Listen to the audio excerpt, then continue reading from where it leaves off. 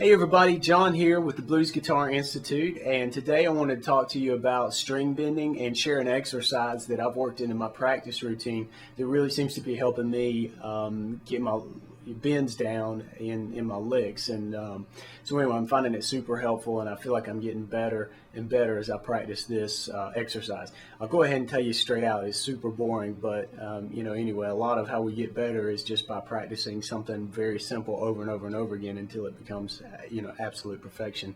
So anyway, with that, I do want to talk to you about a more musical approach to string bending. I know when I started out on electric guitar, I just started grabbing the strings and cranking them up, and if it said half step bend on the tab, I'd bend it so far, and if it said whole, I'd just bend it further. I really didn't have a concept of how far I was bending it, and because of that, I know for a fact that a lot of my bends were actually out of tune. And that's bad. That is absolutely what we want to avoid as guitarists, is playing out of tune and playing sour notes. And a lot of times we think we can get away with these sour notes because we're playing super fast, but I can tell you that you can hear a guitarist who has dead on accurate bends versus somebody who's cheating by not getting these bends on point. So anyway, today I want to give you the exercise, and it's about half step bends and whole step bends. And you can modify it as you see fit. I'll just kind of share with you what I do. But the basic premise is that when you're bending up a pitch, you're bending it to a certain note, right? And a half step would be a note that's one fret above where you're starting the bend. And it's very important to stop that bend when you get to that half step point, or the note that would sound if you played it a fret higher than where you're bending from. And likewise, a whole step bend is the same thing, only you're bending twice as far, right? Or getting a pitch that's 2 frets up instead of just 1 fret up. And it's really important to shift that mindset from the guitar and just bending and trying to get away with lackluster bends because of playing fast and whatever, and think about the music. You really would serve the song or the jam night or whatever, you would serve it better if you take some time to get some really dead on accurate bends. So with that, I want to show you the exercise that I've been working on. And like I said, you can take this and modify it for yourself, whatever works for you, but I'll just show you a quick snippet of what I do and how it seems to be helping me. So thank you very much for stopping by, and here's the exercise. All right, to start off with, what I do is I pick a spot on the fretboard, and like right now I'm just feeling like this B note right here on the 12th fret of the 2nd string, the B string,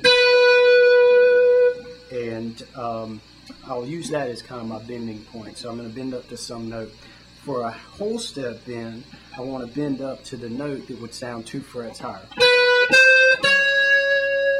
So right here, this C sharp note on the 14th fret of the B string. So my bend should go up to that spot. And here's what I'm doing. I'm playing this note first to get it in my ear, the target note, let's call it, the one that's a whole step higher. And then I'm bending up to that note from the 12th fret.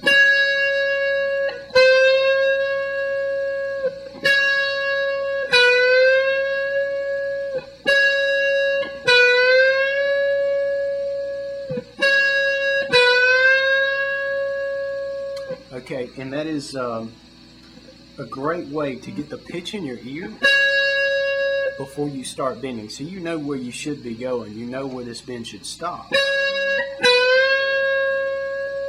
There we go. And you find that little spot, and you can actually tell, if you really listen to what's going on, you can tell when you're just a quarter tone out, or even something smaller than that, when you're not quite bending up enough. And you can hear it in some of these examples that I'm playing. Like that's a little shy. Push up a little bit and you're there.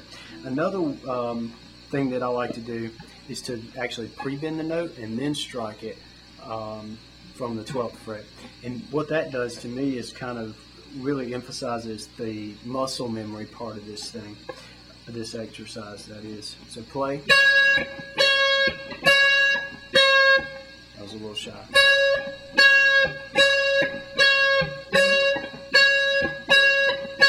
Because you're not bending up and through the other notes, to get to your target tone, what you're doing there is really just testing your finger to say to your brain, how far up do I have to go for a whole step? Well, in this position on the fretboard, that far.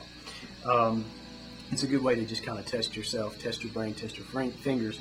And this way, you seem to be testing your ear more. When do I stop? You're bending up. When do I stop?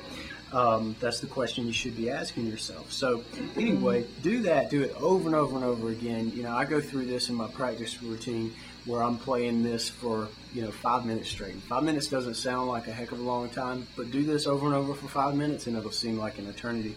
And I also mentioned to you earlier that you can do a half-step bend this way as well. So a half-step bend would be the same general idea, but my target tone would just be up a half step. So here, so I would go.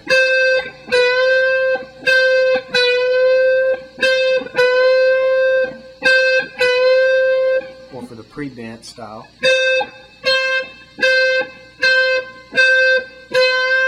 Oh, missed that one.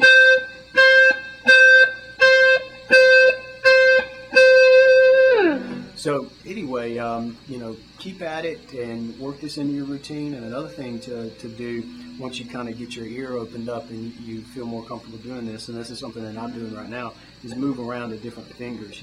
I was bending with my first finger a good bit, but move around, bend with your second finger. That's something a little unconventional, but definitely something that you want to be able to do.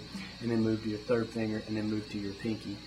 Your pinky's going to be a little stubborn if you're anything like me, but these exercises are designed to help build the muscle in each of the fingers when it comes to building. So hope you put that into your practice, and hope it actually benefits you when it comes to playing and jamming and getting some super sweet blues licks out there. So until next time, thank you guys for stopping by, and hope to see you back at the Blues Guitar Institute soon. Thanks.